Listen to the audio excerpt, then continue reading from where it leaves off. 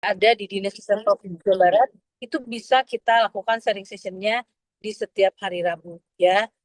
Untuk itu saya ucapkan terima kasih kepada semua yang terlibat ya, Pak Sekdis yang memfasilitasi kegiatan ini dan juga tentu teman-teman sekali lagi maka silakan daftar ke Pak Sekdis ya, apa materi apa yang akan disampaikan. Dan terima kasih ini Dokter Emma tidak capek ya, Insya Allah ya hari ini akan memberikan materi kita tentang stunting ya beserta dengan Dokter Yan ya Bu Winnie ya, yang akan dimoderatori oleh Bu Winnie. Maka silakan Bapak sekalian, selamat mengikuti acara sharing session ini. Semoga Allah Subhanahu wa taala memberikan seluruh pertolongan, petunjuk dan kemudahan dalam segala hal dan tentu menjadikan pahala dan amal ibadah untuk kita semua. Assalamualaikum warahmatullahi wabarakatuh. Waalaikumsalam warahmatullahi wabarakatuh. Waalaikumsalam warahmatullahi wabarakatuh. Kadis, Wilujeng menjalani tugas kadis hari dalam eh, perjalanan. Hatur nuhun semua arahannya, Bapak Ibu semuanya. eh 55 Labkes Jabar gitu ya. Selamat Dokter Rian untuk HUT. Yuk eh, berbagi ilmu tadi seperti yang sudah disampaikan gizi nasional. Berapa sih kita posisinya ada di mana sekarang Provinsi Jawa Barat serta dikaitkan dengan penelitian laboratorium di Jawa Barat. Tentunya sharing session ini sangat diperlukan bagi tenaga kesehatan khususnya di lingkungan Dinas Kesehatan Provinsi, karena kalau masyarakat itu kan tahunya kita tuh orang kesehatan. Jadi apapun bisa ada yang bertanya ke kita. Yang penting kita kesehatan gitu. Padahal eh, tidak semua tenaga kesehatan gitu di dinas kesehatan tuh. Namun kalau masyarakat tuh tahunya kita orang kesehatan dan apapun itu bisa bertanya masyarakat. Untuk itu apalagi sekarang banyak program prioritas yang harus diketahui oleh masyarakat dan keingintahuan masyarakat itu sangat tinggi dan perlu informasi yang benar dari kita sebagai insan kesehatan. Untuk itu hari ini kita akan eh, mengikuti dan diskusi. Nanti kalau sudah paparan eh, apa namanya secara panel akan disampaikan. Pertama akan disampaikan oleh Dokter Emma, berikutnya diikuti oleh Dokter Yan, baru kita diskusi apa-apa saja sih yang menjadi pertanyaan di benak kita, di hati kita, atau yang sering kita temui di masyarakat tentang tentunya tentang stunting, termasuk anemia remaja. Untuk itu, tanpa nunggu lama-lama, kepada Dokter Emma, waktu dan layar dipersilahkan. Baik, terima kasih Bu Winnie. Apakah suaranya sudah terdengar dengan jelas? Sudah cukup, Bu Emma. Silakan. Iya, benar. Baik, Assalamualaikum warahmatullahi wabarakatuh. Selamat siang, yang tentunya yang kita sama-sama hormati dan kita banggakan, Ibu Kepala Dinas Kesehatan Provinsi Jawa Barat, Pak Sekdis, dan para Oh, kabid juga di lingkungan Dinas Kesehatan Provinsi Jawa Barat, serta para direktur Rumah Sakit UABK di Dinas Kesehatan Provinsi Jawa Barat, dan juga Ibu Kepala UPLKes yang saat ini sudah hadir. Terima kasih banyak juga Bu Rin, dan juga tentunya yang kita banggakan juga Kepala UPTD Labkes Jabar, Dr. Rian, dan juga seluruh Bapak Ibu yang sudah hadir pada siang hari ini. Dan sebelumnya kami juga menyampaikan selamat ulang tahun yang ke-55 untuk Labkes Jabar yang kita cintai, kita banggakan bersama. Semoga semakin bermanfaat, makin jaya, makin melesat, dan juga menjadi pionir baik di tingkat nasional maupun juga di tingkat internasional. Dan ternyata ulang tahunnya ini 55 beda 2 tahun nama saya ternyata ya Labkes Jabar. Ya, semoga senantiasa memberikan kebermanfaatan dan dampak yang sangat luar biasa untuk peningkatan derajat kesehatan masyarakat. Bismillahirrahmanirrahim. Robi shrah li sodri wa yassir li amri wahlul 'uqdatam min lisani yafqahu qawli. Allahumma ini as'aluka ilman nafi'an wa rizqan thayyiban wa amalan mutaqabbalan. Bapak Ibu sekalian, dan juga Bu Kadis, terima kasih atas kesempatannya. Pada siang hari ini kami akan menyampaikan sharing session terkait pengukuran SSGI 2024 terkait pengukuran stunting di Jawa Barat. Bapak Ibu sekalian, sedikit mengingatkan kembali bahwa stunting itu merupakan gangguan pertumbuhan dan perkembangan akibat kekurangan gizi kronis dan juga infeksi berulang. Ini yang utamanya, dan nanti Dokter Yan akan menambahkan lebih dalam kembali terkait apa saja sih yang dapat diukur dan juga dilihat untuk melihat mendeteksi secara awal bagaimana kita menyelesaikan permasalahan atau melakukan intervensi terjadinya stunting ini. Dan stunting ini tentunya memiliki dampak baik jangka pendek maupun juga jangka panjang, di mana dalam jangka pendek ini dapat mengganggu perkembangan otak dan juga kognitif, dan juga pertumbuhan fisik yang terhambat, dan mengganggu metabolisme juga, serta sistem kekebalan tubuhnya juga menjadi lemah. Kemudian juga terjadi keterlambatan perkembangan motorik dan juga gangguan pada berat badan. Dan banyak sekali sebetulnya ya. Dan untuk jangka panjang, di sini juga tentunya mengganggu postur tubuh sehingga menjadi tidak optimal, tidak sesuai dengan perkembangannya, pertumbuhan perkembangannya, kemudian juga peningkatan risiko obesitas, penyakit tidak menular, dan juga penurunan kesehatan reproduksi, dan tentunya kesulitan belajar sehingga prestasi akademik akan menurun, dan juga mengganggu produktivitas dan kapasitas kerja, dan tidak ini juga ternyata mengganggu gangguan kesehatan mental.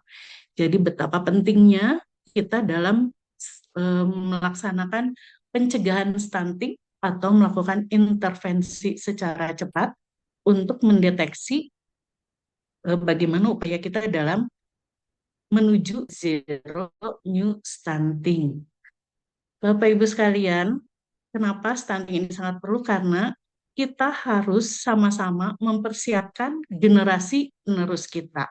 Terutama nanti di 2045 kita akan mencapai Indonesia emas, jangan sampai menjadi Indonesia cemas. Dan tentunya ini adalah salah satu upaya pengukuran sebagai bahan evaluasi atau bagaimana kita mengukur prevalensi status gizi balita, dan juga mengidentifikasi faktor-faktor determinan dari status gizinya, dan juga mengukur capaian indikator intervensi, dan bagaimana kita memantau dan menganalisis kondisi gizi masyarakat dan menyediakan data yang akurat serta berkualitas untuk mengevaluasi sejauh mana program ini dilaksanakan. Sehingga dilaksanakanlah survei status gizi Indonesia secara berkelanjutan. Jam 5. Baik Bapak Ibu sekalian, izin untuk share screen. Ibu izin putus-putus suaranya.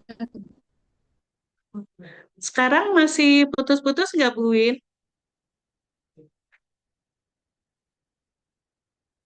Bu Winnie? Terima kasih. Enggak, Bu. Jelas. Siap. Kayaknya di Bu Winnie yang putus-putusnya dari tadi, Bu Win. Ya, baik. Bapak Ibu sekalian, tadi sudah disampaikan terkait pengukuran untuk survei status gizi di Indonesia untuk melihat bagaimana kondisi stunting di Indonesia dan juga terutama di Jawa Barat. Sebetulnya ada dua pengukuran. Jadi ada pengukuran secara survei, yaitu SSGI ini yang menjadi patokan secara lebih general bagaimana pemerintah melakukan kebijakan dalam percepatan penurunan stunting. Ada juga pengukuran data rutin yang diukur setiap bulan di Posyandu ataupun juga di Fasiankes lainnya. Ini adalah pengukuran yang dilakukan untuk intervensi secara cepat. Jadi kalau SSGI ini merupakan pengukuran secara general untuk suatu kebijakan yang akan diambil oleh pemerintah. Nah, ini kita lihat, ini adalah kondisi di Indonesia, bagaimana mulai dari 2013 hasil SSGI yang di sini kita lihat menurun dari 37,2 sampai terakhir di 2024, baru kemarin kita mencapai di 19,8. Dari 2023 ada penurunan 1,7%. Dan kita melihat juga bagaimana tren status gizi balita Indonesia terkait penurunannya di sini untuk stunting, wasting, underweight, dan juga overweight. Di sini untuk stunting ada penurunan yaitu tadi ya 1,7, untuk wasting 7,4, underweight, tapi di sini ada peningkatan sebanyak 0,9 poin. Dan overweight-nya juga di sini ada penurunan, alhamdulillah. Dan ini untuk wasting, underweight, dan juga overweight tentunya ini menjadi hal-hal yang menjadi konsen kita, bagaimana kita melakukan pencegahan sebelum terjadinya stunting. Nah, ini kita lihat angkanya di Indonesia di 2024 pada angka 19,8, dan Jawa Barat alhamdulillah di sini kita di bawah angka nasional. Dan juga alhamdulillah untuk Jawa Barat di tahun ini merupakan juga provinsi yang termasuk provinsi yang tertinggi dalam penurunan angka stuntingnya ya Bu Kadis. Terima kasih untuk seluruh elemen yang tentunya kita semua bersama-sama berupaya dalam menurunkan angka stunting ini. Tidak hanya upaya penurunannya, tapi bagaimana kita meningkatkan kualitas kesehatan pada bibit-bibit unggul kita di Jawa Barat. Nah, dan ini kita lihat juga terdapat sekitar 4.840.045 balita stunting dari total balita yang ada di Indonesia. Ini ya angkanya. Dan juga 51%-nya terdapat di 5 provinsi yang terbesar. Di antaranya ada Jawa Barat, Jawa Tengah, Jawa Timur, Sumatera Utara, dan Banten. Jawa Barat juga di sini tentunya penyumbang karena Jawa Barat merupakan penduduk yang tertinggi juga di Indonesia. Dan kita lihat bagaimana gambaran masalah gizi di mana kita masih mengalami triple burden malnutrition, di mana salah satu sisi masih mengalami kekurangan gizi, kemudian kelebihan gizi, dan juga defisiensi zat gizi mikro. Untuk angkanya tadi juga sudah disampaikan, untuk angka-angka yang di Indonesia dan Jawa Barat untuk stuntingnya ini kita sudah mengalami penurunan, di mana di tahun 2023 kita mengalami kenaikan yang cukup tinggi juga. Dan kita lihat di sini rata-rata kita berada di bawah angka nasional. Dan kita juga masih mengalami kejadian-kejadian permasalahan untuk PBLR. Kemudian juga panjang bayi lahir rendah. Di sini juga untuk BBLR ini masih sangat tinggi. Bayi lahir rendah ini termasuk juga permasalahan yang ketika tidak diintervensi tentunya akan menyebabkan juga salah satu penyebab stunting dan juga bahkan dapat menyebabkan kematian. Sehingga disinilah nanti kita cerita lebih dalam lagi kenapa kita harus melakukan intervensi baik dari jangka pendek maupun jangka panjang. Jangka pendeknya adalah mulai dari ibu hamil, kemudian jangka panjangnya adalah jauh sebelum ibu hamil, yaitu mulai dari remaja putri. Dan kita lihat di sini angka anemia remaja putri kita masih tinggi, yaitu kita berada di atas angka nasional. Tetapi dibandingkan dari tahun 2018 atau berdasarkan Riskesdas tahun 2018, angka anemia kita menurun cukup signifikan dan secara bertahap, alhamdulillah. Tetapi ini juga masih diperlukan kerja keras secara bersama-sama. Jadi di 2018 itu waktu itu masih 41,93. Hampir setengahnya remaja putri kita eh, ternyata mengalami anemia dan sekarang secara bertahap mulai menurun, tetapi ini masih warning karena masih di atas angka nasional. Kemudian angka ibu hamil dengan anemia ini juga sangat tinggi dan masih di atas angka nasional, dan juga ibu hamil dengan resiko kekurangan energi kronis ini juga cukup tinggi, tapi pun dia di bawah angka nasional. Nanti Dokter Yan beserta jajaran juga akan menyampaikan bagaimana pentingnya pengukuran lab untuk mendeteksi kondisi anemia. Nah, ini tadi ya sudah disampaikan juga beberapa permasalahan gizi. Sekarang kita lihat lagi pada balita di sini dengan jumlah 2.997.843 yang ditimbang dan diukur 96,6%-nya yang masih bermasalah gizi atau berisiko stunting, ini yang berisiko stunting sebanyak 34,8%-nya. Dan berat badan yang tidak naik ini 30,3%, berat badan kurang 1,83%, gizi kurang 2,48%, dan gizi buruk adalah 0,21%. Nah, inilah yang kita cari nih. Jadi dalam pengukuran tiap bulan di posyandu ataupun di Fasiankes lainnya, ini yang kita cari sejak awal secara dini untuk berat badan tidak naik, berat badan kurang, gizi kurang, bahkan gizi buruk. Ini yang harus segera diintervensi secara cepat. Kemudian pada ibu hamil, kita lihat di sini dengan jumlah 773.736 yang diperiksa lilanya sebanyak 95,1%, yang kurang energi kronisnya ada sebanyak 7,3%. Kemudian untuk remaja putri, di sini yang di screening itu adalah kelas 7 dan kelas 10 sebanyak 812.472. Ini yang di screeningnya sebanyak 83,2%, dan yang anemianya tadi 23,6%.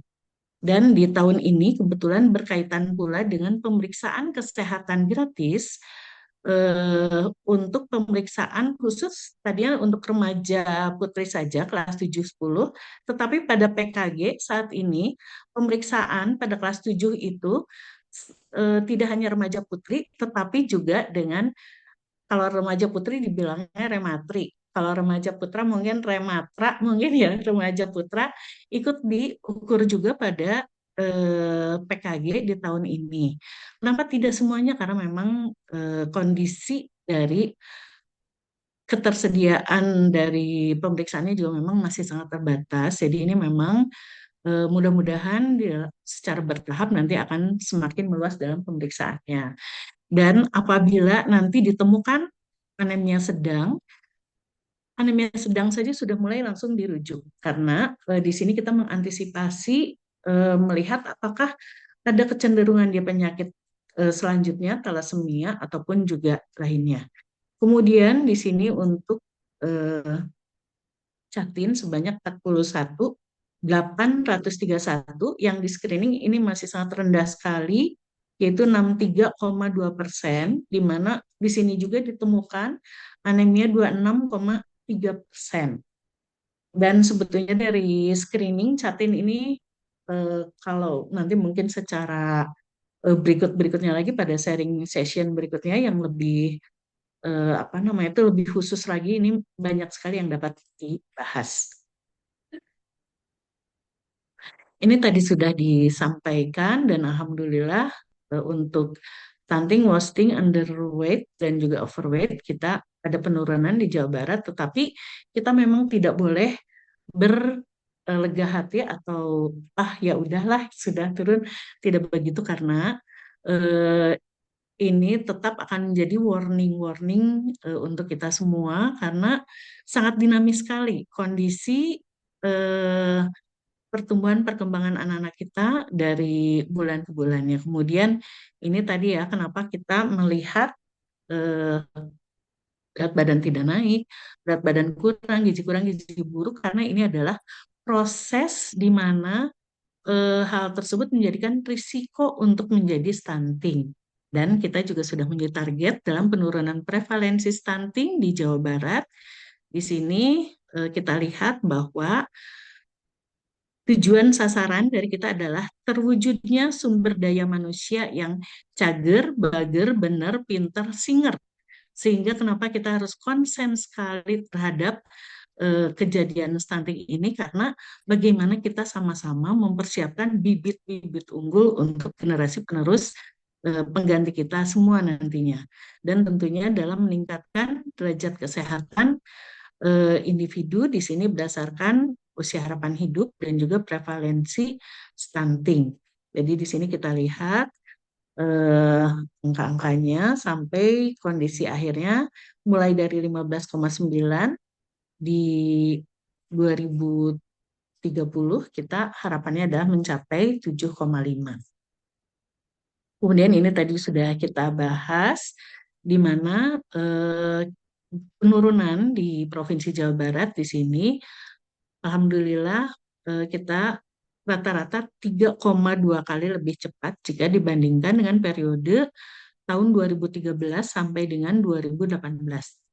Waktu itu berdasarkan Riskesdas dan juga mudah-mudahan ini sesuai harapan kita bersama, di mana nanti pada saat Indonesia Emas kita mencapai angka di 5%. Dan di 2030-nya tadi sudah disampaikan di 7,5, dan mudah-mudahan kita semua konsisten, konsen dalam sama-sama menurunkan angka stunting. Dan untuk hasil SSGI tahun 2023-2024, di mana 2023 kita ada pada 21,7%. Kemudian kita lihat di sini ada 16 kabupaten kota yang mengalami penurunan dan 6 kabupaten kota yang mengalami kenaikan. Dan alhamdulillah ada 5 kabupaten kota telah mencapai target nasional, yaitu di bawah 14%. Di tahun 2023 kemarin yang mencapai atau sesuai dengan target nasional itu ada 2 kabupaten kota, dan di tahun ini sudah meningkat menjadi 5. Tetapi Bapak Ibu sekalian, ada 5 kabupaten kota juga di sini yang penurunannya memang sangat tajam sekali, dan ini sampai saat ini masih dilakukan analisis data yang lebih tajam oleh Kementerian Kesehatan terkait dengan penurunan yang sangat tinggi sekali. Ketika memang betul-betul sesuai, dan ini akan tentunya akan menjadi best practice yang sangat baik sekali untuk contoh-contoh bagi kabupaten kota lainnya, baik di Provinsi Jawa Barat maupun juga di Indonesia. Nah, ini adalah estimasi jumlah balita stunting. Ini tadi juga sudah diberikan, dan ini sudah ditetapkan berdasarkan dengan Kepmenkes RI nomor 17/140/2024. Di sini ada estimasinya adalah ada pengurangan sekitar 230.507. Ini kita lewat saja, dan harapannya proyeksi prevalensi stunting di sini adalah sesuai dengan target RPJP, di mana pencapaiannya nanti sekali lagi di tahun 2045 adalah mencapai 5%. Artinya kita semua mampu mengurangi balita stunting baru atau zero new stunting sebanyak 25% per tahunnya, atau sebanyak 325 ribu per tahunnya. Dan ini adalah forecasting target prevalensi Jawa Barat. Jadi kalau tadi itu target nasional ya 7,5, dan ini untuk Jawa Barat kita 2030 itu 11,49, tetapi sama di 2045 semua kita mencapai di angka 5%. dan juga pencapaian upaya pencegahan stunting baru di 2024. Jadi ini kondisi di 2023 adalah sebanyak 1.302.000, di mana targetnya di sini ada pengurangan sebanyak minus 52.000. Dan berdasarkan hasil SSG 2024, kurang lebih 377.000 stunting baru pada balita telah berhasil dicegah, dan harapannya ini tentunya melampaui target RPJP di tahun 2045, di mana stunting baru harus dicegah setiap tahunnya. Dan ini kita juga dapat lihat bahwa perbandingan prevalensi stunting balita menurut umur tahun 2023-2024, di sini prevalensi 2024 lebih rendah dari 2023, di mana pada umur 0 sampai 6 bulan, kemudian juga pada tahun 2024 di sini ada peningkatan lebih curam pada usia 6 sampai 12 dan juga pada usia 14 sampai 24 bulan ternyata mengalami pelandaian dari tahun 2023. Dan di usia 25 sampai 31 bulan, slop di 2024-nya lebih landai lagi dari tahun 2023. Jadi di sini untuk yang orange ini adalah angka untuk tahun 2023 berdasarkan umur, dan juga 2024 di sini dengan angka yang biru tua. Nah, di sini prevalensi balita Izin Bu, stunting 2 menit lagi ya. berapa menit lagi Bu Win? 2 menit lagi Bu, 2 menit lagi. Iya, siap. Kita ngobrol dulu deh. Yang ini kita ini dulu ya. Nanti kita diskusi saja. Karena ada hal-hal yang perlu disampaikan. Jadi Bapak Ibu sekalian, untuk terjadinya stunting ini banyak sekali faktor determinannya. Jadi di sini hal-hal lain yang dapat menjadi faktor determinan adalah faktor rumah tangga atau keluarga. Di sini ada faktor ibunya, selain status gizi, usia, janin gagal tumbuh, rahim prematur, jarak hamil, komplikasi kehamilan, anemia, dan lain-lainnya. Kemudian juga faktor rumah tangga, status sosial ekonomi, sanitasi air, atau kesehatan lingkungan ini sangat berpengaruh juga. Pendidikan orang tua, perlindungan kesehatan, dan perlindungan sosial ini juga sangat berpengaruh, atau jaminan kesehatannya juga ini sangat mempengaruhi. Kemudian bagaimana kita dalam memberikan makanan pada anak selain ASI. Jadi tadi kita lihat ya, ketika usia mulai saat diberikan makanan pendamping ASI, di sini angka untuk terjadinya stunting ini mulai sangat meningkat, karena ternyata saat-saat ini pemberian makanan kita pada anak sudah mulai banyak perubahan sekali gitu. Jadi banyak yang tidak sesuai dengan jumlahnya, jenisnya, untuk kemudian juga apa namanya tuh, karakter dari makanannya sendiri dan juga keragamannya ini masih sangat kurang. Kemudian pemberian ASI-nya ini juga masih banyak permasalahannya, di mana kita juga semua tahu bahwa ASI ini merupakan air susu yang tidak dapat dibandingkan dengan susu yang paling mahal sekalipun. Karena ASI sudah jelas di Al-Quran juga sudah terdapatkan bahwa, ada surat Al-Baqarah, bahwa kita harus memberikan ASI selama 2 tahun. Kemudian perawatan kesehatan dan mobilitas termasuk akses pelayanan kesehatan anak. Di sini imunisasi, pemantauan pertumbuhan, kemudian bantuan makanan balita buku KIA ini juga sangat berpengaruh, dan juga penyakit infeksi. Di sini selain diare, kemudian infeksi saluran pernapasan, pneumonia, TB, dan juga lainnya, ini sangat banyak sekali mempengaruhi terjadinya stunting, sehingga kita mengukur bagaimana indikator intervensi spesifik, kondisi dari ibunya, kemudian juga dari bayinya sendiri, ini kita ukur, kemudian juga bagaimana faktor determinan lainnya, ini pada indikator intervensi sensitif, ini juga menjadi hal-hal yang sangat mempengaruhi terjadinya stunting. Dan untuk survei status gizi di Indonesia dipengaruhi juga oleh status gizi balita, pengukuran indikator yang tadi intervensi spesifik dan juga sensitif, kemudian juga melalui pengumpulan data, lokasi dan juga populasi. Kemudian variabelnya tadi termasuk seperti yang disampaikan pada faktor determinan, yaitu ada faktor ibunya, kemudian dilihat pemberian ASI-nya, dilihat juga akses layanannya, faktor keluarga, dan juga makanan selain ASI, dan juga bagaimana faktor morbiditasnya.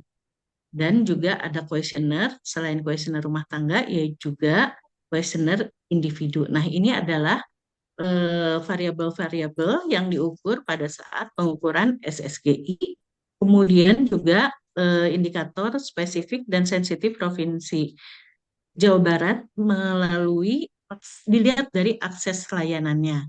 Jadi semua diukur, kemudian dilihat juga bagaimana PMT pada balitanya. Kemudian sudah mau habis ya, Bu In? Sedikit lagi ya, Bu In. Kemudian juga Ya. untuk SSGI ini tentunya juga dipastikan bagaimana quality assurance-nya.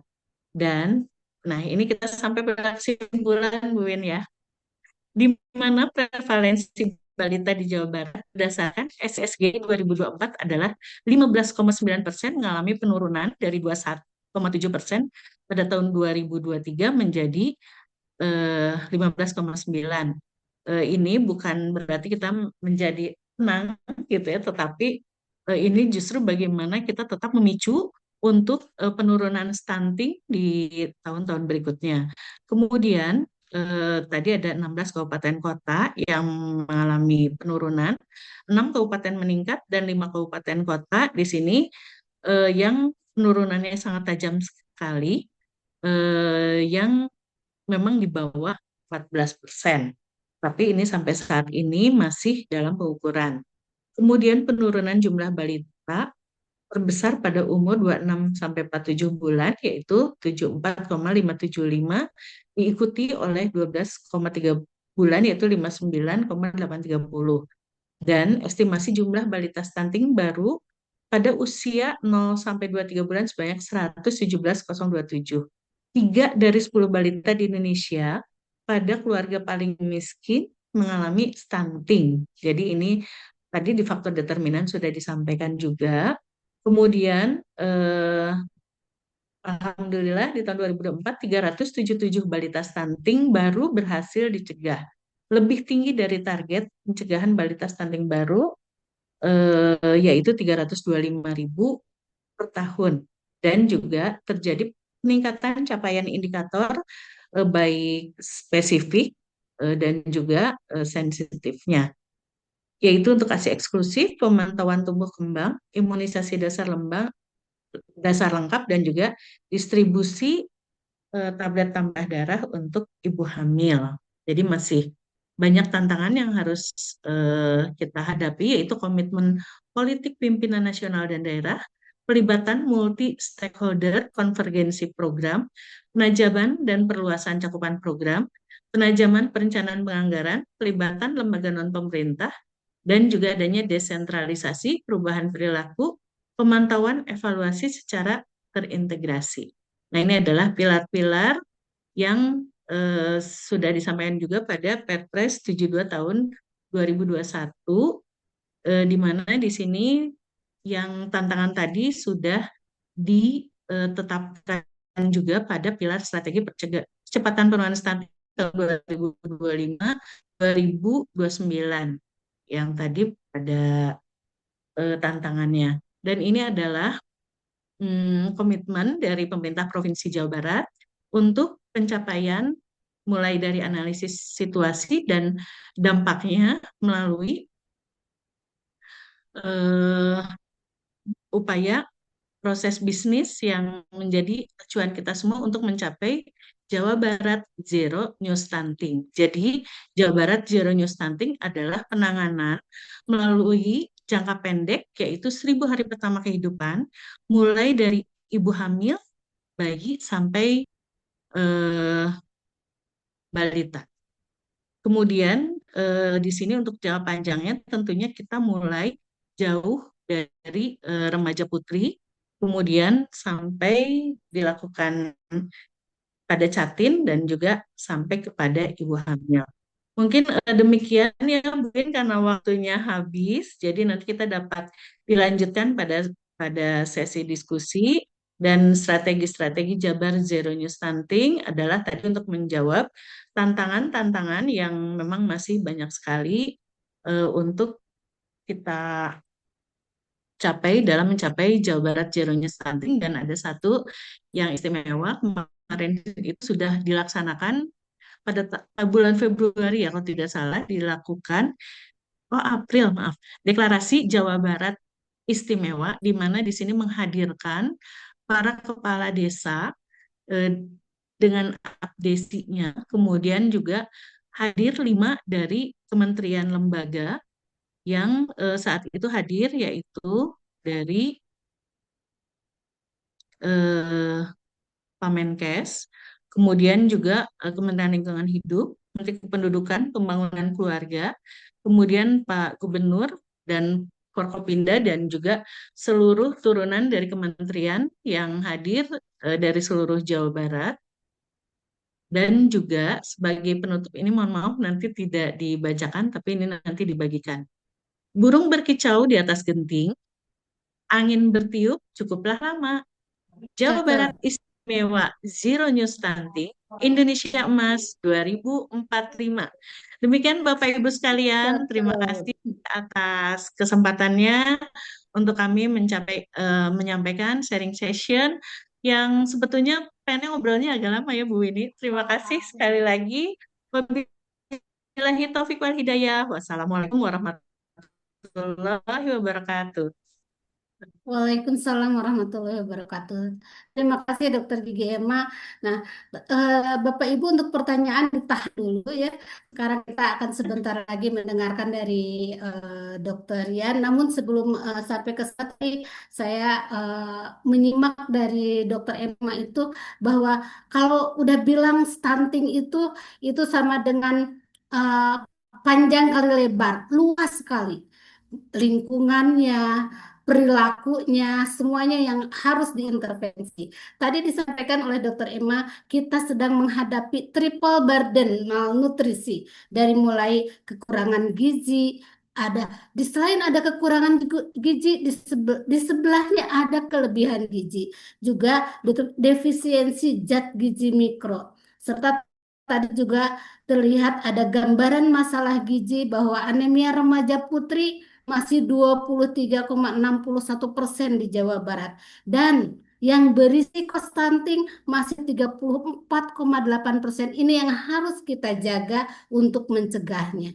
Baik, sekarang kita lanjutkan kepada Dokter Yan, bagaimana hasil penelitian laboratorium, terutama bagaimana untuk anemianya, karena perlu diketahui Bapak Ibu semuanya, Labkes Provinsi Jawa Barat itu termasuk rujukan nasional dan rujukan Jawa Barat kepada eh, Kepala UPTD Labkes Provinsi Jawa Barat, Dr. Yan Bayu Santika Ristandi, SPPK MMRS. Waktu dan layar dipersilahkan. Baik, apakah suara saya terdengar, Bu? Ini sudah terdengar jelas? Sudah Dok, Baik, jelas enggak? baik, terima kasih. Assalamualaikum warahmatullahi wabarakatuh. Selamat siang, Waalaikumsalam warahmatullahi selamat bagi wabarakatuh. kita semua. Salam sehat, salam sehati, sampurasun. Terima kasih kesempatan untuk kami dari Labkes Jabar yang sedang berulang tahun ke-55 tahun ini menyampaikan hasil penelitian. Salah satu hasil penelitian kami di tahun kemarin, Bapak Ibu sekalian. Eh, Kami ucapkan selamat juga ini untuk Ibu Kadis, Pak Sekdis, Ibu Kabid dan tim, dan juga untuk seluruh unit begitu di Dinas Kesehatan Provinsi Jawa Barat, karena ternyata tadi hasil SSGI kita stuntingnya sampai ke 15,9%, ini luar biasa Bapak Ibu sekalian. Baik Bapak Ibu sekalian, eh, izin kami memaparkan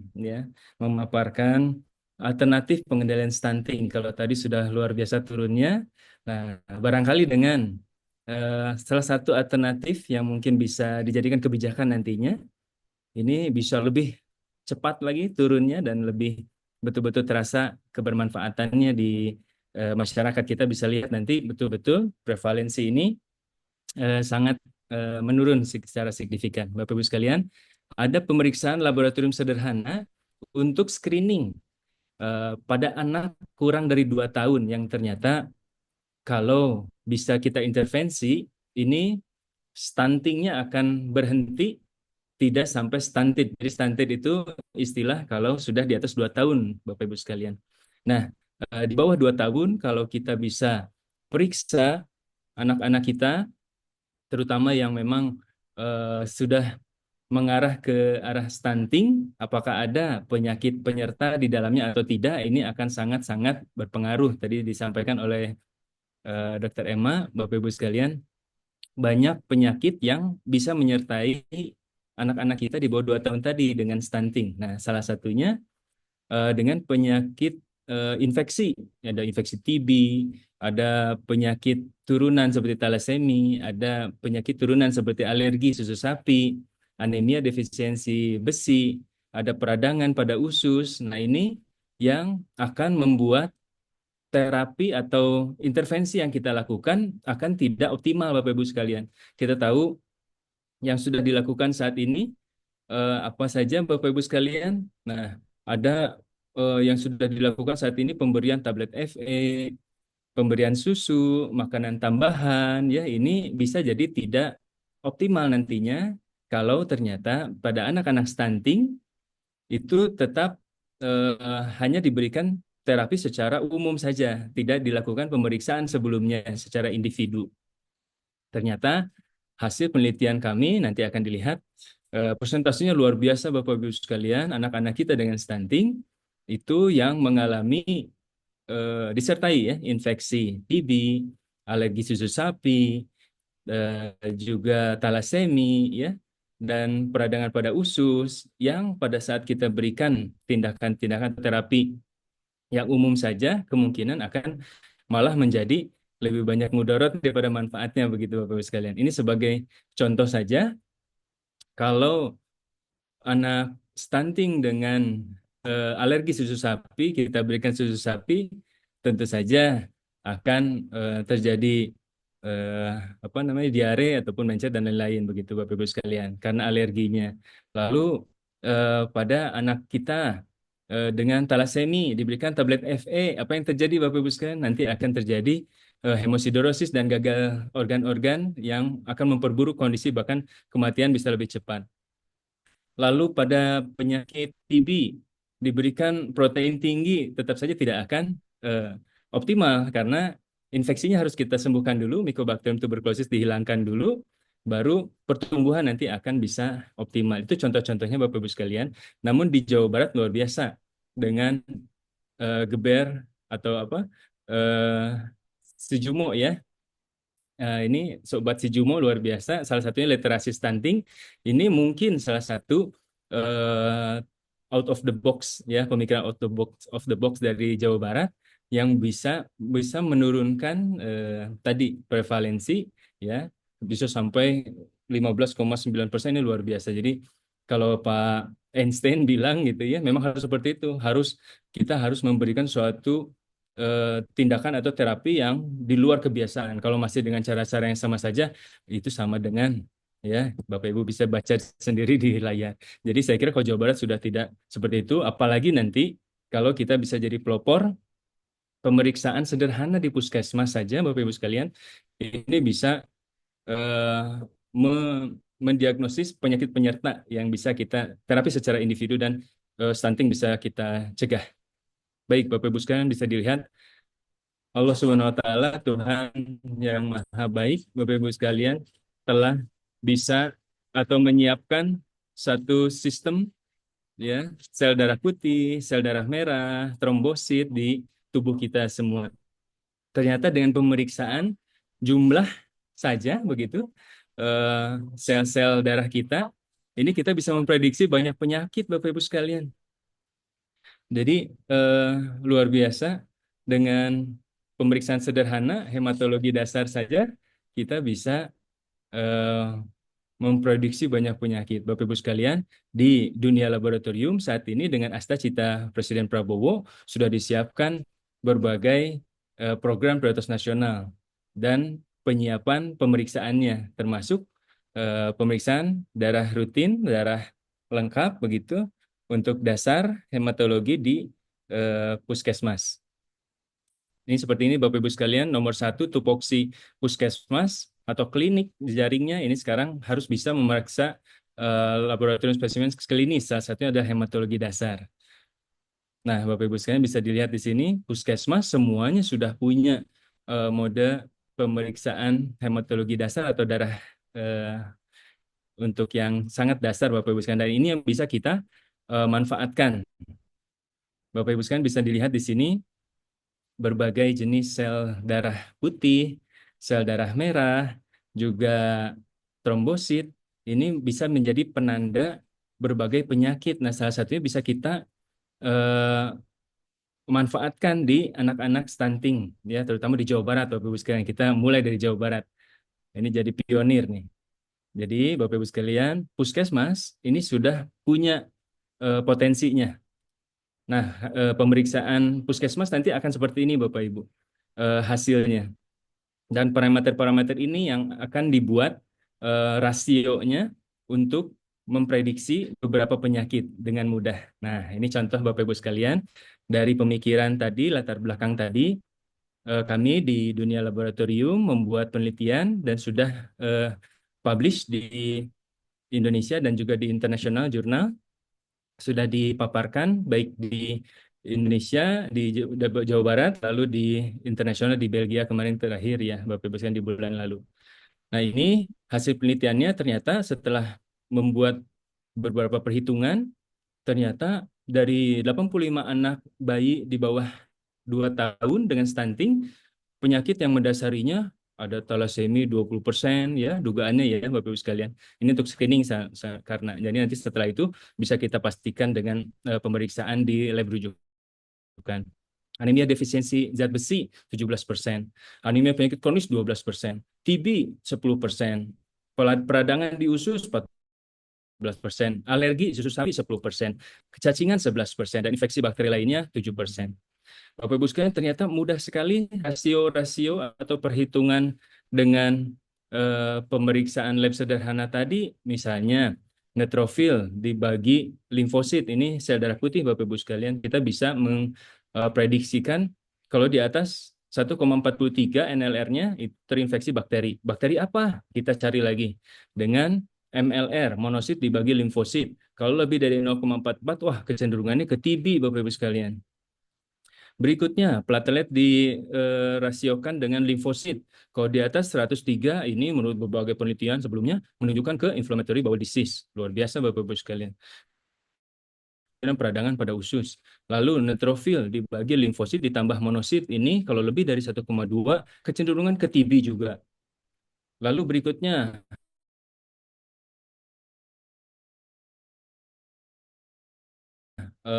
rata-rata volume trombosit alergi, bisa begitu Bapak Ibu sekalian. Lalu ada perhitungan berikutnya, indeks Menser namanya.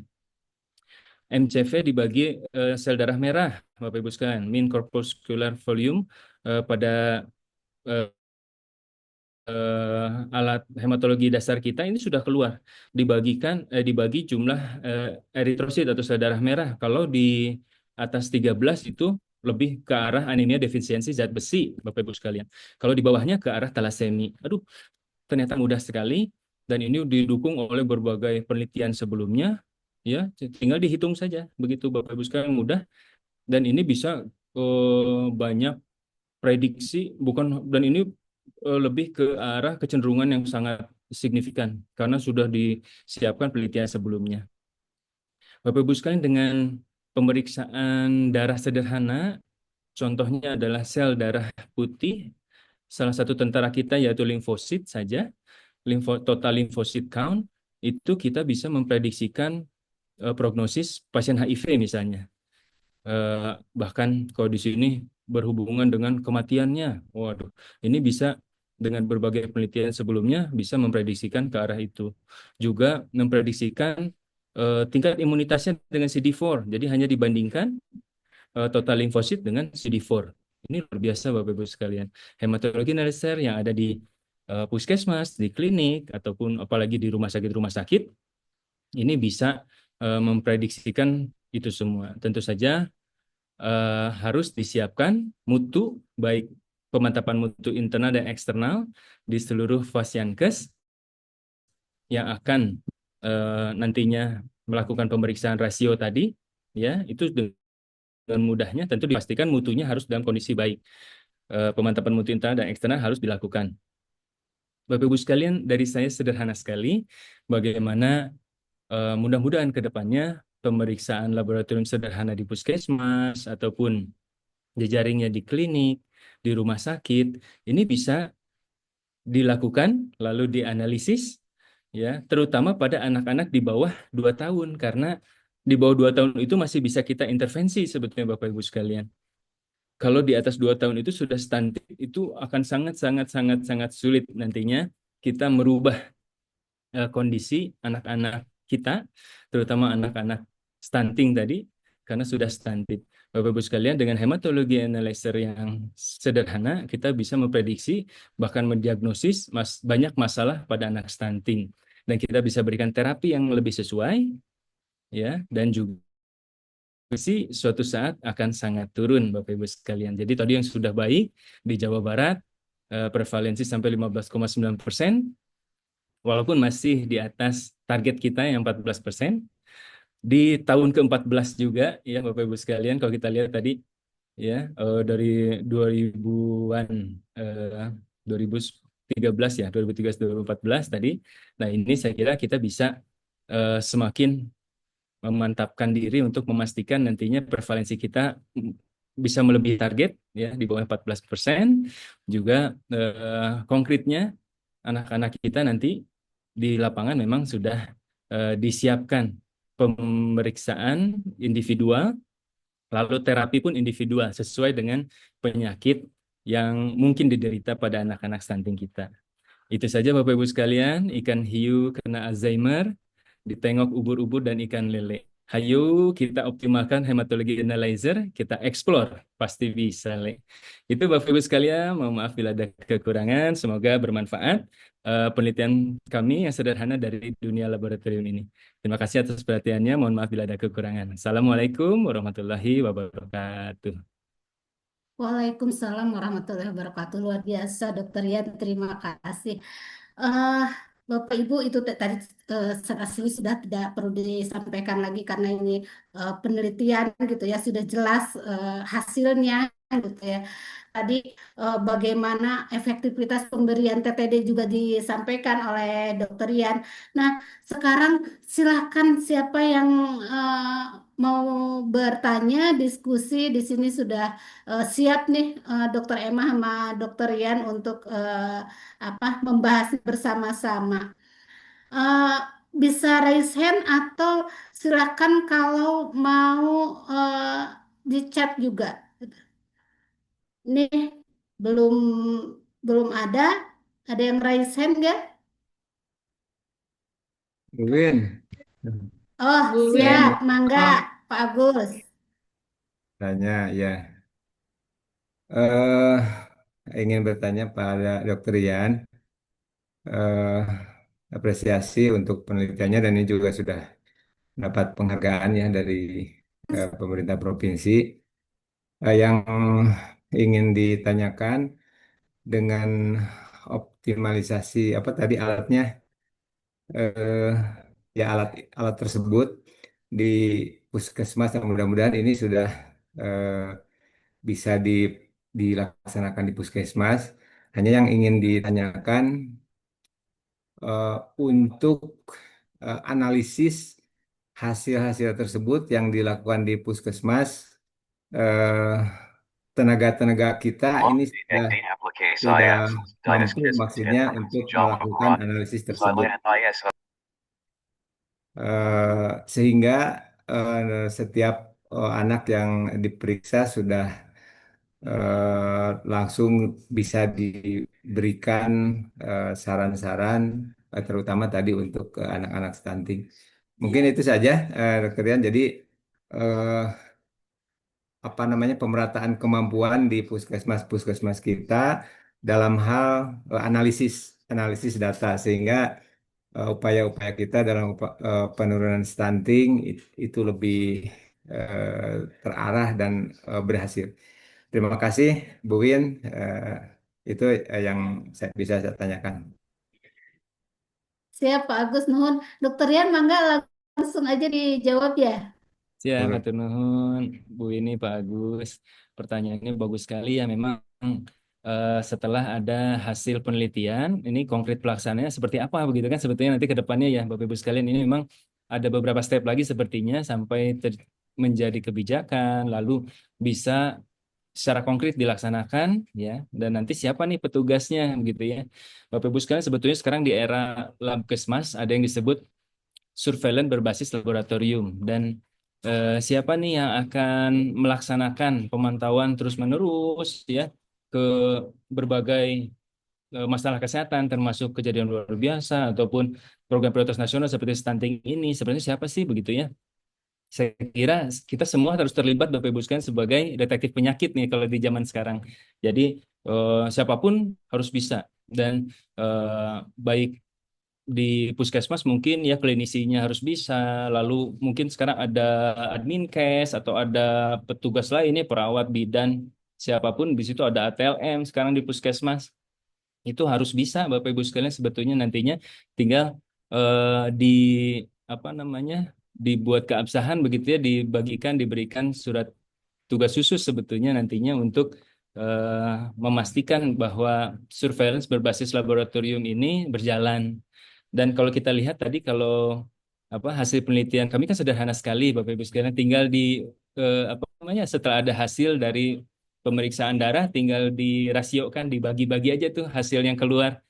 Ada yang neutrofil dibagi limfosit, ada limfosit dibagi monosit. Pokoknya mudah sekali lah Bapak Ibu tinggal dihitung secara sederhana. Jadi sebetulnya siapapun bisa. Tinggal kita pastikan nantinya harus ada profesi apapun sebetulnya bisa begitu ya. Setelah ada hasil pemeriksaan yang yakin Bapak Ibu sekalian ini harus bisa dilakukan dari Fasiankes paling rendah dari Labkesmas tier 1 di puskesmas begitu karena alat-alatnya saya kira sudah ada di seluruh puskesmas termasuk di Indonesia 1.100 sekian itu sudah ada alat sederhana ini Bapak Ibu sekalian. Jadi itu mungkin Pak Agus mudah-mudahan puas. Jadi memang masih ada ikhtiar kita harus dilanjutkan begitu setelah ada hasil penelitian yang sudah publish internasional juga Pak. Jadi sebagai informasi Bapak Ibu sekalian, hasil penelitian di Jawa Barat tadi dilanjutkan di NTB dan di Maluku dan hasilnya sudah keluar sudah dipublish juga secara jurnal internasional Q2 Bapak Ibu sekalian. Jadi ini sudah luar biasa.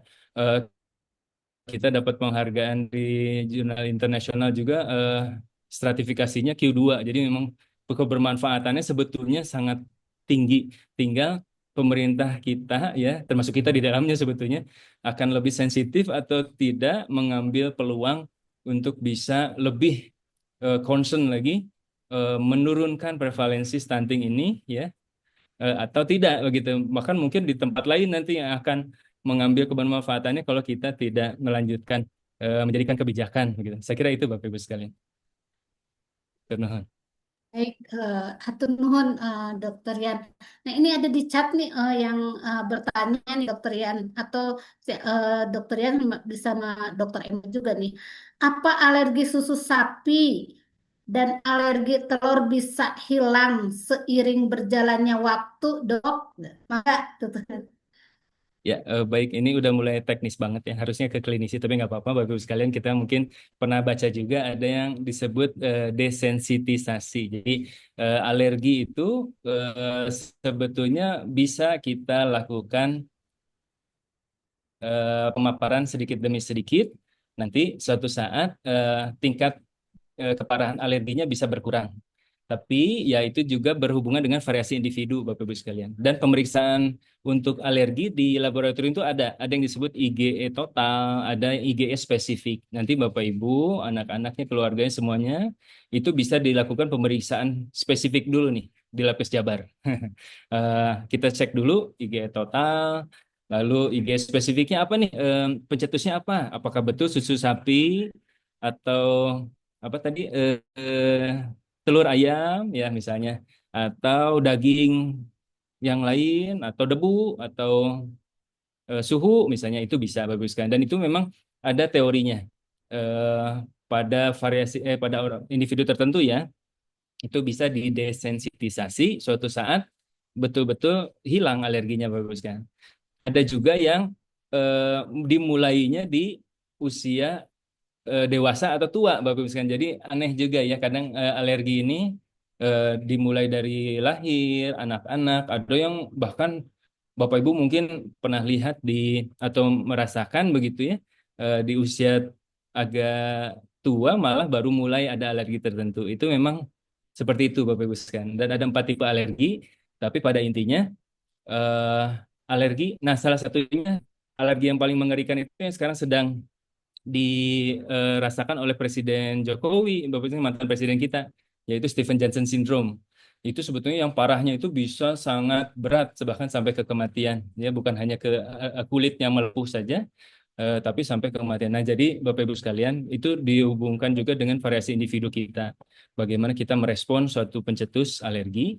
Nah, Bapak Ibu, pastikan dulu alerginya apa, lalu nanti apakah mungkin kita desensitisasi sedikit-sedikit, kita coba, lama-lama memang ada kemungkinan hilang tuh di usia-usia tertentu. Itu mungkin Bu ini jawabannya, mudah-mudahan puas Bapak Ibu sekalian. Baik, mungkin eh, ya harus dipastikan dulu dari hasil lab ya dok ya. Baik. Nah ini ke Bu Kabid nih. Bu Bu Kabid, Dokter Emma izin katanya. Kira-kira bagaimana nih Dinkes menyikapi hasil penelitian ini mungkin dikaitkan dengan kondisi stunting untuk intervensi stuntingnya kali ya Bu Kabid, mangga diserahkan. Terima kasih Pak Endi. Eh, ini barusan ya kami sambil ini ya, sambil berdiskusi di sini di internal. Karena kami sangat tertarik sekali ya apa yang sudah dilaksanakan oleh Dr. Rian dan seluruh jajaran di Labkes Jabar. Keren, keren banget. Jadi terus terang barusan kami juga sama-sama berdiskusi apakah hematoanalyzer ini sudah tersedia di seluruh puskesmas. Pertama itu, jadi kami juga ingin mengidentifikasi apakah hematoanalyzer ini sudah eh, tersedia. Kedua, kemudian apakah kapasitas petugasnya juga sudah tersosialisasikan.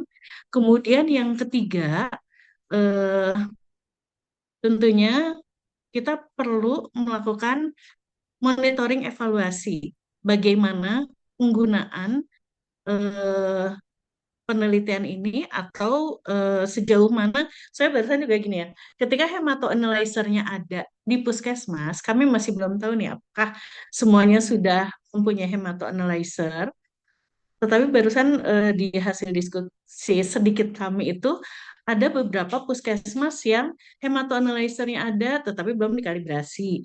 Hematoanalyzernya ada tetapi BMHP-nya belum eh, tersedia. Seperti itu. Jadi memang ini menggelitik sekali untuk kami untuk sebagai salah satu upaya bagaimana kita melakukan komitmen dan secara konsisten dalam upaya kami semua ya untuk menurunkan stunting di Jawa Barat dengan kita melakukan deteksi sedini mungkin. Nah, di sini nanti kita perlu pembicaraan lebih lanjut, Pak Andi, Dokter Yan, dan semuanya karena dengan adanya ini, terima kasih sekali kita akan berdiskusi lebih mendalam lagi. Tadi bagaimana kita mengidentifikasi dulu sistem, kemudian juga bagaimana prosesnya. Jadi output apa yang nanti akan kita intervensi seperti itu. Sekali lagi terima kasih Dokter Yan, ilmunya sangat bermanfaat sekali sehingga kita dapat melakukan intervensi secara dini sekali ketika apa ya kita mengejar setiap bulan itu bayi-bayi kita itu dilakukan deteksi awal, kemudian ketika dia dirujuk ke puskesmas, ketika ada hal-hal seperti tadi, berat badan yang tidak naik, kemudian apa namanya tuh, gizinya kurang, itu otomatis kan akan dilakukan rujukan secara berjenjang ke puskesmas. Nah, inilah yang tentunya akan kita identifikasi bersama apakah pemanfaatan atau ketersediaan hematoanalyzer, kemudian bagaimana pemanfaatannya, kemudian bagaimana kapasitas SDM-nya. Itu mungkin Pak Andi, Dokter Yan. Jadi ini sangat menarik sekali untuk kita perdalam di berikutnya. Hatur nuhun. Baik, terima kasih. Bu Dokter Emma ini masih ada nih kata. Assalamualaikum Dokter Emma, izin bertanya untuk masalah gizi. Dilihat dari datanya itu semua dari siklus hidup. Langkah awal yang tepat dimulai dari siklus hidup yang mana dulu Dok? Mangga. Eh, jadi tadi kita sudah sampaikan ini jadi kayak telur dan ayam mungkin ya. Intinya gini ya, kita melakukan untuk intervensi pencegahan terjadinya stunting, kita menyebutnya dengan Jawa Barat Zero New Stunting. Artinya tidak ada stunting-stunting baru. Jadi dengan ciri-ciri yang tadi sudah disampaikan, apabila terjadi apabila ada sebentar.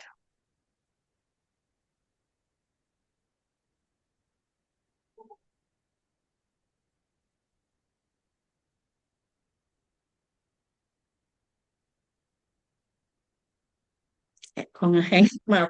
Jadi kita akan melakukan baik secara jangka pendek ataupun juga jangka panjang. Jangka pendeknya, jadi kita akan mencari hal-hal yang menjadi calon-calon stunting untuk tidak menjadi stunting seperti berat badannya kurang, gizinya kurang, kemudian yang eh, berat badannya tidak naik, ini langsung kita intervensi. Dan ini dilakukan pada 1.000 hari pertama kehidupan. Jadi ini yang langsung kita segera intervensi secara cepatnya. Dan jangka panjangnya ini kita lakukan pada remaja putri. Jadi semuanya dilakukan bersama-sama, tetapi ada yang jangka pendek dan juga jangka panjang. Jangka pendeknya pada 1.000 hari pertama kehidupan, kemudian jangka panjangnya yaitu pada eh, mulai dari remaja putri. Jadi kita deteksi mulai dari remaja putri untuk dilakukan screening juga. Salah satunya adalah screening anemia yang tadi juga sudah disampaikan bahwa pada kelas 7 dan 10 anak usia sekolah itu dilakukan screening anemia pada remaja putri dan screening-screening lainnya sesuai dengan pemeriksaan kesehatan gratis. Tetapi pada mulai tahun ini remaja putranya juga pada kelas 7 dilakukan pemeriksaan juga. Dan pada jangka pendeknya yaitu 1.000 hari pertama kehidupan, pada ibu hamilnya tentunya diberikan konsumsi tablet tambah darah, kemudian pemeriksaan kehamilan ibu hamil itu tadinya minimal 4 kali ke Fasienkes, sekarang itu harus minimal 6 kali ke Fasienkes dan 2 kali diperiksa oleh dokter dengan menggunakan USG. Jadi 2 kalinya dilakukan pemeriksaan USG, kemudian juga tentunya mengkonsumsi gizi seimbang dan juga makanan yang tinggi protein dan juga pemberian makanan PMT apabila ada ibu hamil dengan resiko KEK atau kekurangan energi kronis. Kemudian ketika lahirnya bayi sudah lahir tentunya adalah dengan pemberian ASI eksklusif sejak lahir sampai bayi usia 6 bulan. Ini betul-betul ASI eksklusif murni.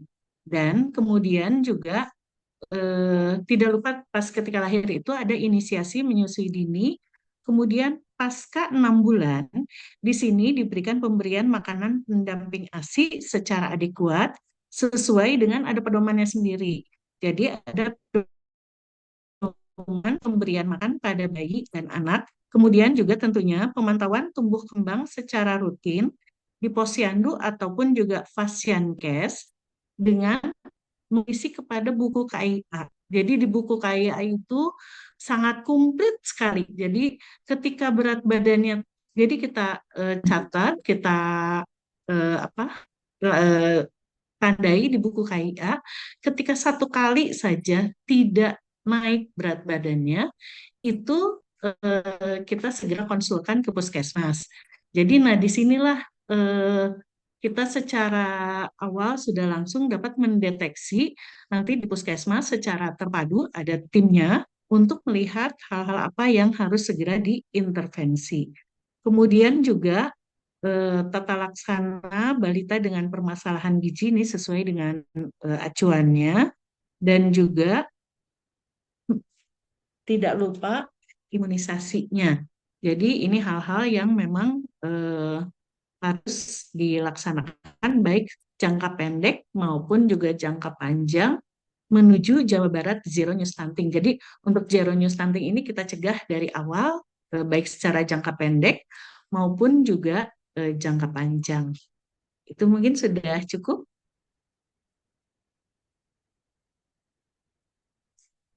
Baik, terima kasih Bu Emma. Ini masih ada 2 pertanyaan nih. Ini Dokter Rian nih dari Bu Yeni dari RSJ Bu Yeni.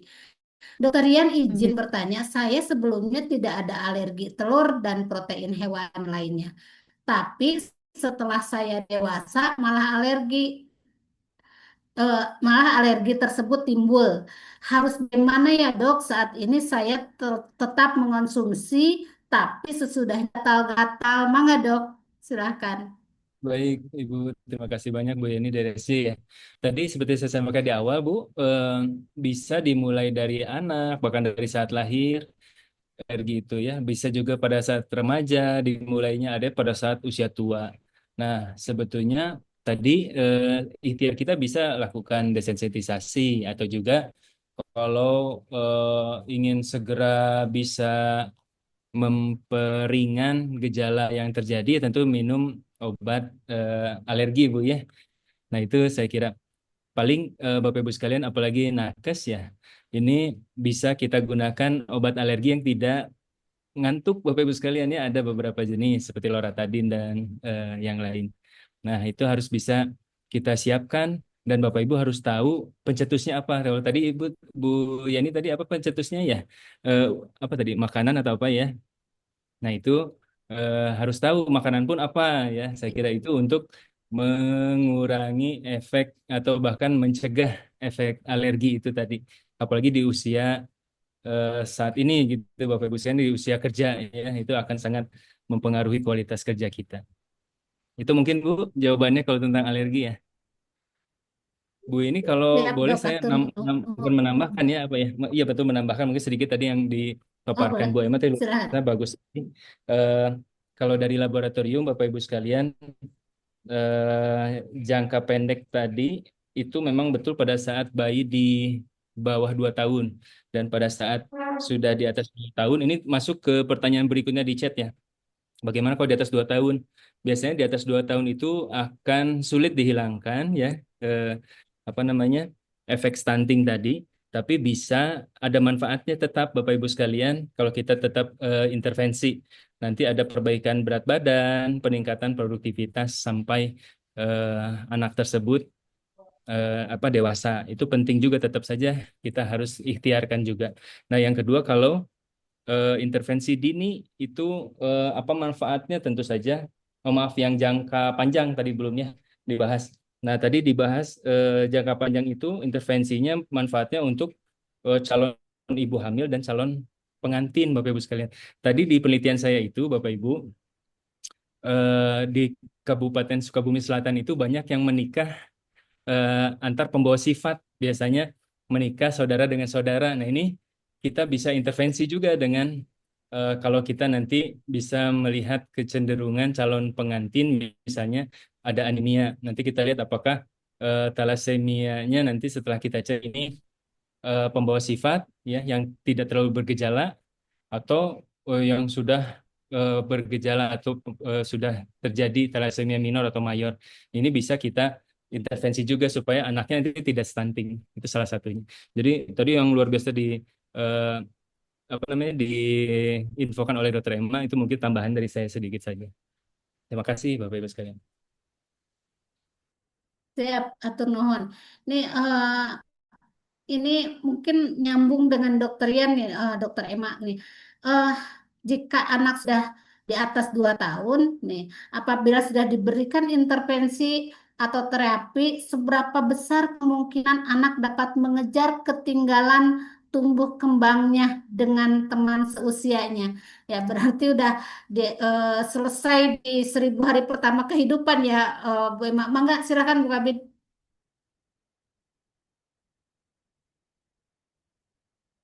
Baik, terima kasih. Barusan sudah disampaikan juga oleh Dokter Rian. Mungkin ada tambahan juga. Jadi, eh, apabila sudah 2 tahun, ini memang sifatnya jadi irreversible, di mana volume otak ini sulit untuk dikejar karena melambat. Tapi untuk tadi tinggi badannya masih tetap masih bisa dikejar. Jadi kenapa ketika kita menemukan anak yang sudah stunting atau sudah didiagnosa stunting, dia tetap kita ikhtiarkan seperti yang tadi disampaikan dokter Rian juga. Jadi kita setelah tadi yang pertama kan ketika pas awal itu kita deteksi awal hal-hal yang berat badannya tidak naik, kemudian juga berat badannya kurang, gizi kurang, itu kita segera rujuk ke puskesmas. Setelah dilakukan intervensi tata laksana di puskesmas, ketika oh ternyata dia sudah mengarah kepada stunting dan lainnya atau penyakit-penyakit infeksi penyertanya, ini segera dirujuk ke rumah sakit. Dan tadi misalnya anaknya sudah ada diagnosa stunting, tentunya dia pemberian makannya juga beda. Dia ada pemberian makanan khusus. Dan ini sebanyak pemberian PKMK tuh pemberian khusus medis, pemberian makan medis khusus ya. Ini 21%-nya lah membantu. Kemudian juga ya tadi ya pemberian nutrisi yang adekuat.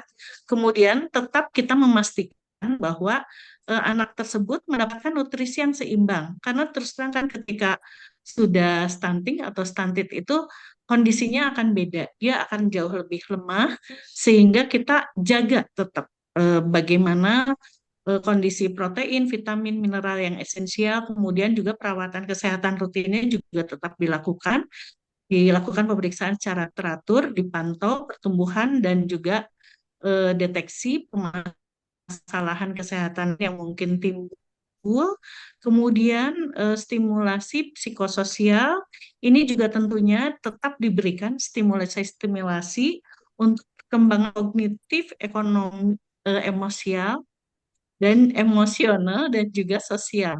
Jadi tetap diberikan rangsangan-rangsangan pada masa pertumbuhan perkembangannya sehingga tetap dapat berinteraksi dengan lingkungan sekitar dan tidak lupa tetap memberikan pendidikan yang tepat dan dukungan psikologis.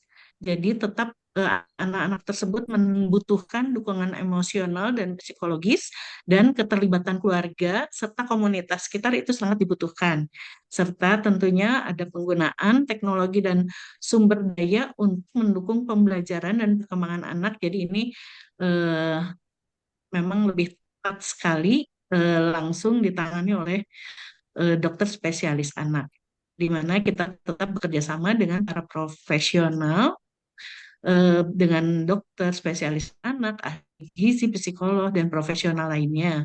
Jadi tetap ada pendekatan secara holistik dan dukungan yang konsisten sehingga anak yang stunted juga tetap memiliki kesempatan yang lebih baik untuk mengejar ketinggalan dalam mencapai potensi mereka secara penuh. Itu mungkin tambahannya, Bu. Siap. Hatur nuhun, Dok. Ini masih untuk ini untuk dari Bapak Ali Yunasri. Bu Emma, apa tantangan terbesar dalam integrasi data lintas sektor? Dinkes, Dinsos, Disdukcapil, Bappedan, kan stunting gitu. Tantangan banyak sebenarnya Bu Emma ya, Mangga silakan. Ya, baik. Terima kasih Pak Ali. Pertanyaan yang sangat bagus sekali. Apa kabar Pak Ali? Sehat selalu ya. Ya, untuk data, memang tadi ada dua data yang kita gunakan, yaitu data besar atau data survei, yaitu SSGI sendiri. Ini sebagai dasar kebijakan pemerintah dalam melakukan evaluasi dan perencanaan secara general. Tetapi ada juga data, kita mengacu pada satu data untuk stunting ini, yaitu data eh, maaf ya, satu tadi data SSGI untuk data surveinya, kemudian satu lagi adalah EPPGBM atau si gizi terpadu untuk acuan stunting ini. Ini adalah untuk data rutin yang dimasukkan ketika anak-anak tersebut diukur pertumbuhan perkembangannya dan diintervensi secara cepat. Jadi tadi ketika kita mendeteksi anak-anak tersebut, ketika anak tersebut ada hambatan atau tidak ada kenaikan berat badan dan lainnya, ini langsung segera diintervensi. Itu untuk data stuntingnya sendiri, jadi data kesehatan secara individu. Nah, pemerintah Provinsi Jawa Barat di tahun kemarin atas inisiatif Bapeda dan juga Pak Sekda melakukan intervensi dengan menggabungkan eh, 5 data, yaitu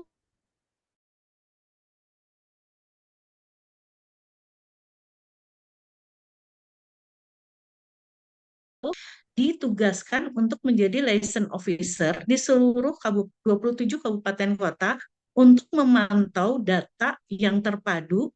Jadi tidak hanya stunting, tetapi faktor determinan lainnya yang ini memang sangat berhubungan. Jadi data stunting, data kemiskinan, kemudian data pengangguran, data inflasi, kemudian satu lagi adalah data ketahanan pangan. Di tahun kemarin itu semua dipadukan dan di kita itu ada wali data, yaitu di Diskominfo.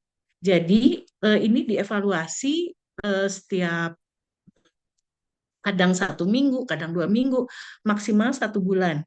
Jadi selain data stunting, data-data tadi yang lainnya juga itu dikumpulkan di Diskominfo, seperti kami juga data dari si gizi terpadu atau PPGBM ini disampaikan ke Diskominfo. Jadi nanti para kepala dinas atau para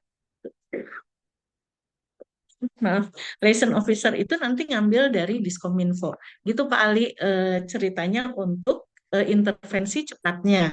Tapi kalau survei, data survei ini se-Indonesia dan yang apa namanya tuh, yang menganalisis itu ada pakar-pakar tertentu, itu acuan untuk kebijakan secara general.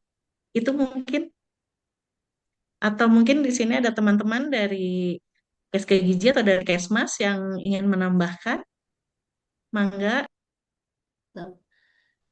Bu Sita barangkali mau menambah, sudah cukup.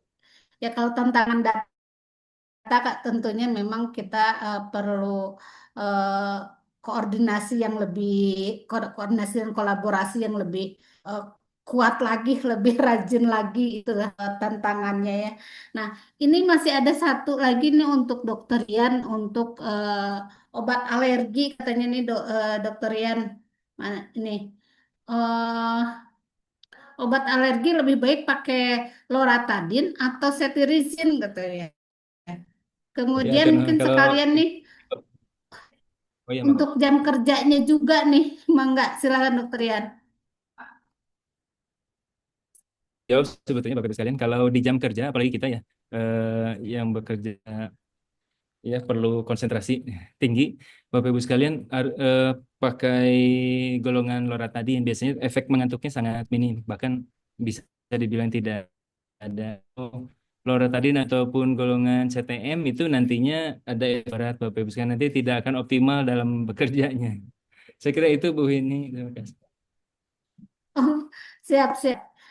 rasanya udah semuanya dijawab nih, luar biasa nih, nggak kerasa sudah eh, pukul 14.40 gitu, hampir jam 3. Kita mulai tadi dari jam 1:13 lebih 3 kalau tadi saya lihat kita mulainya.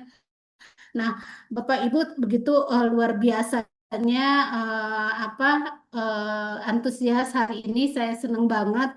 Nah, dari hasil diskusi tadi saya ingin menyampaikan bahwa eh, termasuk tadi bagaimana menentukan alergi segala macam, tentunya itu harus dibuktikan dengan laboratorium dulu untuk intervensi. Kemudian tadi bagaimana mulai dari mana sih gitu ya, apa intervensi sesuai dengan siklus hidup itu, memang intervensi stunting itu tadi sudah ada di paparan, nanti bisa dilihat lagi dari mulai eh, awal ibu hamil ya, itu harus diintervensi. Tadi Bu Emma sudah menyampaikan minimal 6 kali sekarang harus diperiksa, harus minum tablet tambah darah minimal 90 tablet selama kehamilan. Remaja putri juga sekarang harus minum tablet tambah darah minimal seminggu sekali selama 1 tahun ya. Remaja putri itulah yang tantangan kita nih, remaja putri sekarang tadi Bu Emma menyampaikan 23% remaja putri kita eh, anemia. Nah, Bapak Ibu yang memiliki remaja putri untuk selalu mengingatkan untuk minum TTD. Kemudian pada saat eh, sebelum lahir, sudah lahir pun sampai 1.000 hari pertama kehidupan tadi Bu Emma menyampaikan. Nah, bila intervensi apa tadi juga ada yang bertanya, katanya kalau lebih dari 2 tahun bagaimana? Katanya, kalau untuk mengejar fisiknya mungkin bisa, gitu. Tapi untuk mengejar otaknya terlambat dikit, bahkan terlambat ya Dokter Emma. Nah, bahkan tadi Dokter Emma sudah menyampaikan bahwa kalau terlambat mengintervensi, balita yang stunting itu sudah dewasanya akan ringkih, akan lemah, akan mudah terkena penyakit. Itu kesimpulan dari saya hari ini, luar biasa antusiasnya, terima kasih. Mudah-mudahan nanti banyak lagi setiap minggunya kita ada materi-materi yang menarik. Nanti kita juga sebentar lagi akan launching dan akan sosialisasi tentang jamilah bertelur gitu ya. Apa itu jamilah bertelur gitu ya. Nah, nanti akan disampaikan juga, dan tidak kalah menariknya juga dari semua bidang akan disampaikan semua program-program strategis dari Jawa Barat. Sebelum menutup kegiatan ini, Bapak Ibu nanti materi akan apa akan di-upload di link nanti, mungkin ini bisa copy dulu linknya. Kemudian jangan lupa juga untuk absen ya, karena Bu Kadis selalu menanyakan absen kegiatan ini, dan penyelenggara kegiatan ini luar biasa, sekretariat, terima kasih Pak Sekdis, terima kasih para narasumber dan Bapak Ibu yang hari ini hadir sampai selesai. Sebelum diakhiri, saya punya pantun nih. Mohon catatnya ya. Mbak Ijah berjualan telur, Oke. Cakep banget. dijual dengan berteriak nyaring. Masya Nah, ganti deh, jangan itu. Yang ini, yang sharing dulu nih.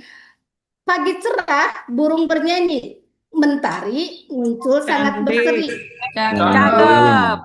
Tingkatkan kapasitas diri, ikuti sharing session setiap seminggu sekali. Luar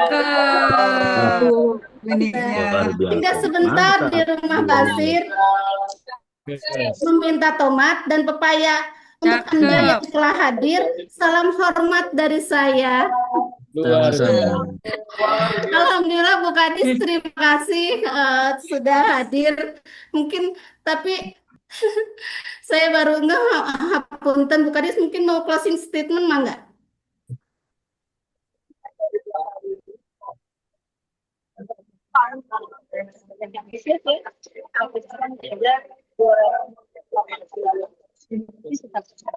Insya Allah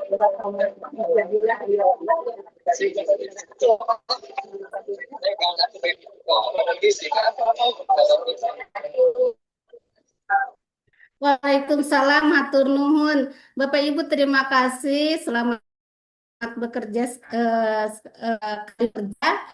Mudah-mudahan ini menjadi ibadah untuk kita, menambah wawasan dan bermanfaat untuk semuanya. Terima kasih Dokter Yan, Dokter Emma, dan luar biasa Bu Kadis sampai selesai hadir. Terima kasih juga. Dan saya tutup kerupuk karuhun, kerupuk maici, hatur nuhun, dan terima kasih. Assalamualaikum warahmatullahi wabarakatuh. Waalaikumsalam. Waalaikumsalam warahmatullahi Waalaikumsalam warahmatullahi wabarakatuh.